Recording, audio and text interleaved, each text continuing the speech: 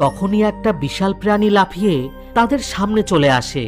আর সেই প্রাণীটিকে দেখে আমরা জানতে পারি যে এটি একটি ব্যাঙ, যার আকার পরীক্ষার কারণে বেশ বড় হয়ে গেছে।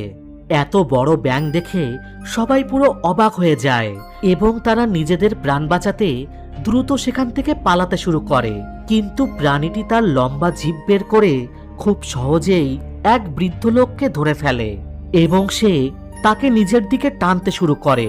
কিন্তু সেই বৃদ্ধ লোকটি নিজেকে বাঁচাতে একটি গাছ ধরে ফেলে এবং তখন বাকি লোকজনও তাকে বাঁচাতে এগিয়ে আসে। তারা সবাই মিলে তাকে নিজেদের দিকে টানতে শুরু করে। কিন্তু সেই দানবটির শক্তির সামনে এই লোকগুলো কিছুই ছিল না।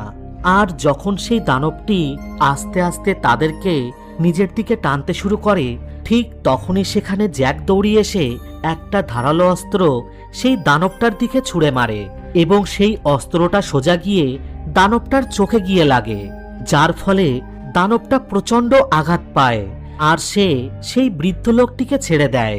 এরপর তারা পালানোর সুযোগ পেয়ে যায় এবং দ্রুত জঙ্গলের দিকে পালাতে থাকে। কিন্তু ততক্ষণে দানবটার রাগ আরো বেড়ে গিয়েছিল, তাই দানবটাও তাদের পিছন ছাড়ে না এবং একটা ছোট্ট লাফ দিয়েই এতটা দূরত্ব পার করে ফেলে যে যতটা তারা অনেকক্ষণ ধরে দৌড়িয়ে পার করেছিল। আর দানবটা তাদের খাওয়ার আগেই সেখানে সেই বিশাল সাপটা চলে আসে আর তাকে হাওয়ায় ভেসে থাকা অবস্থাতেই সম্পূর্ণ গিলে ফেলে।